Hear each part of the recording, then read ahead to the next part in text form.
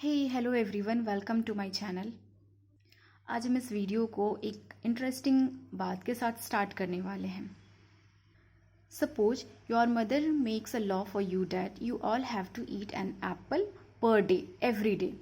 सो ऐसा हो सकता है इस केस में कि ये जो लॉ आपकी मदर ने बनाया है वो आपके इंटरेस्ट को प्रोटेक्ट करे। इट मीन्स कि अगर आपको एप्पल पसंद है so it will protect your interest. And if your sibling doesn't like apple, it might not be protect his or her interest. ऐसे cases arise हो सकते हैं। Similarly, government makes laws for the welfare of the nation. But ऐसा हो सकता है कि the law does not protect certain interest of the people. And when such a situation arises, we call it dissent. और जब ऐसे situation arise होते हैं तो simple word में हम लोग उसे dissent कहते हैं। सो फर्स्ट ऑफ ऑल हम यहाँ पे समझेंगे what is law and then we will move forward towards dissent. So the word law has been derived from the Teutonic word that is lag which means definite, जिसका मतलब होता है fix या फिर डेफिनेट।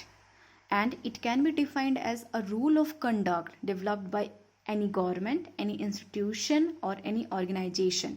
एक ऐसा कानून जो कि गवर्नमेंट के द्वारा बनाया गया है, कोई इंस्टीट्यूशन के द्वारा बनाया जा सकता है, जो कि लोगों के लिए बनाया जाता है, उनके वेलफेयर के लिए बनाया जाता है।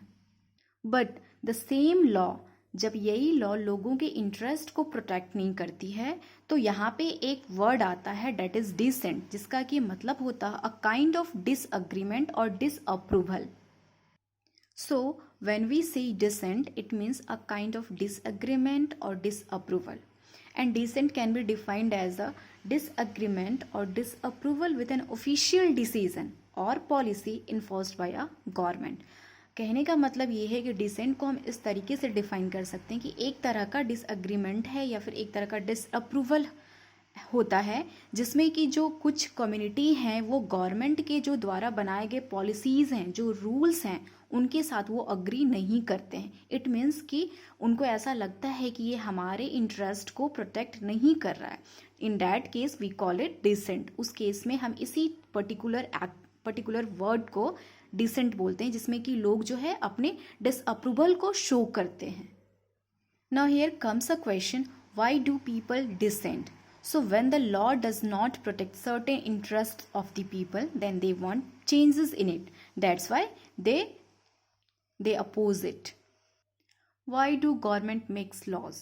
Government makes laws for the welfare of the society or welfare of the nation. But do these laws favor all the sections of the society? If such a situation arises, अगर ऐसी situation कभी arise होती है तो क्या हमें जो law हमारे लिए बनाए गए हैं उन्हें मान लेना चाहिए या फिर उसके अगेंस्ट में हमें अपने वॉइस को रेज करना चाहिए? अगर ऐसी सिचुएशन अराइज होती है तो हम वहाँ पे क्या कर सकते हैं? So to understand the concept of laws and dissent we are taking two example. One is of before independence and one is of after independence. अगर हम बिफोर इंडिपेंडेंस की बात करते हैं तो हमारे माइंड में आता है salt Satyagraha that was led by Gandhi ji and it was started on 12th March 1930. We know that salt is an integral part of our life and it is very useful in our daily life. Under the British government, British imposed tax on the manufacture of salt. Before independence का जो example है वो salt सत्याग्रह का example हम लोग यहाँ पे ले रहे हैं। उसमें जब ब्रिटिश का गवर्नमेंट था इंडिया में तो ब्रिटिश ने क्या किया कि सॉल्ट के मैन्युफैक्चर पे उन्होंने टैक्स को इम्पोज कर दिया सो डैट कि वो ज़्यादा से ज़्यादा टैक्स अर्न कर सके। So to break this law that was made by the British government, Gandhi ji started the famous Dandi march on 12th March 1930. He started the famous Dandi March to violate the salt law that was started on 12th March 1930 with a group of 78 followers. और उन्होंने 78 followers के साथ इस जो ये डांडी मार्च था उसको start किया था, बट बाद में थाउजेंड्स ऑफ पीपल जो हैं इनके साथ जुड़ गए थे। गांधी जी ने अपने फॉलोअर्स के साथ इस मूवमेंट को 12 मार्च को स्टार्ट किया था। क्लियर है यहाँ तक? और 6 अप्रैल 1930 को फाइनली वो लोग जो हैं साबरमती से डांडी का तक का उन्होंने डिस्टेंस कवर किया था, where he violated the law, जहाँ पर कि उन्होंने इस लॉ को तोड़ा। और लॉ क्या था कि जो वहाँ के रहने वाले लोग थे जो कि सॉल्ट को मैन्युफैक्चर कर रहे थे, तो ब्रिटिश गवर्नमेंट ने क्या किया था कि सॉल्ट पे टैक्स को इम्पोज कर दिया था, जिसके कारण वो लोग जो वहाँ के लोग थे जब सॉल्ट का मैन्युफैक्चर करते थे तो उनको टैक्स पे करना पड़ता था। और इसी चीज को तोड़ने के लिए इस मूवमेंट को स्टार्ट किया गया था। और फाइनली गांधी जी ने 6 अप्रैल 1930 को इस लॉ को तोड़ दिया था। People from the different community joined the Gandhi ji. बहुत सारे लोगों ने, डिफरेंट कम्युनिटी के लोगों ने गांधी जी को इस मूवमेंट में ज्वाइन किया था और जो कि सक्सेसफुल रहा था। फाइनली उन्होंने इस लॉ को तोड़ दिया। तो ये जो एग्जाम्पल था हमारा, ये बिफोर इंडिपेंडेंस का एग्जाम्पल था। अब यहाँ पे हम आफ्टर इंडिपेंडेंस का एग्जाम्पल समझेंगे डिसेंट को समझने के लिए। After independence, anti liquor agitation that was led by women's association named Nupi लैन।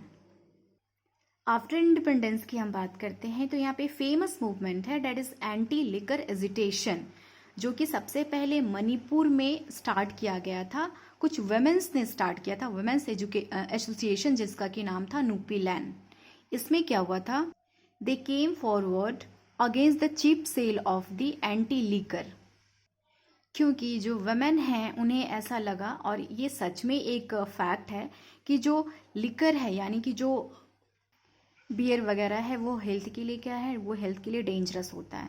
तो इसीलिए वहाँ की जो वुमेन थी वो आगे आई इस चीज़ को रोकने के लिए, सो डैट कि उसके सेल को रोका जा सके, और हेल्थ को वो एक नुकसान पहुंचा रहा था। और साथ ही साथ जो मिडिल क्लास फैमिली और जो पुअर क्लास फैमिली थे वो क्या करते थे, वहाँ पे जो कुछ भी लोग अर्न करते थे, अपनी अर्निंग वो लोग इसी पे एक्सपेंस कर देते थे। तो यहाँ पे क्या लॉस हो रहा था, पैसे तो फालतू के खर्च हो ही रहे थे, और साथ ही साथ हेल्थ के साथ भी यहाँ पे खिलवाड़ हो रहा था। मतलब कह सकते हैं कि हेल्थ भी खराब हो रहा था।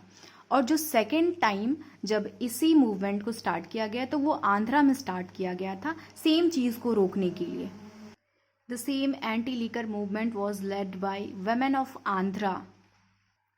सो इससे क्या होता है, जब कभी भी कोई ऐसे लॉ बनाए जाते हैं, लॉ इम्प्लीमेंट किए जाते हैं सोसाइटी में, तो जब लोग इसके अगेंस्ट में आते हैं तो यहाँ पर उस लॉ में अमेंडमेंट किया जाता है।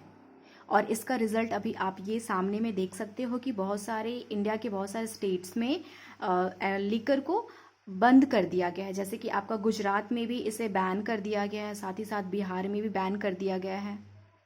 सो आई होप कि आपको लॉ और डिसेंट में डिफ्रेंशिएट पता चल गया हो, और आपको एग्जाम्पल के हेल्प से बहुत अच्छे से समझ में आ गया हो। And you can see description box for the notes. हर एक चैप्टर, हर एक वीडियो की जो नोट्स है वो डिस्क्रिप्शन बॉक्स में अवेलेबल है। And if you are new to my channel, please subscribe it and share it and stay connected for the updated videos.